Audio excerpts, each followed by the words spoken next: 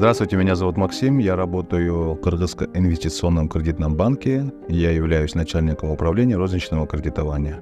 Банк уже более 20 лет уже на рынке Кыргызстана, он является очень крупным, у него более 54 точек, это по всей республике, где предоставляются все сферы кредитования. Я работаю с разнообразными людьми, которые обладают разными навыками, опытом и личностными качествами. Но все они, безусловно, являются профессионалами своего дела, и нас объединяет нечто общее.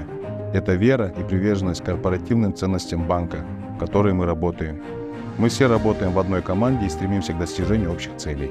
Моя работа заключается в помощи гражданам в достижении их целей.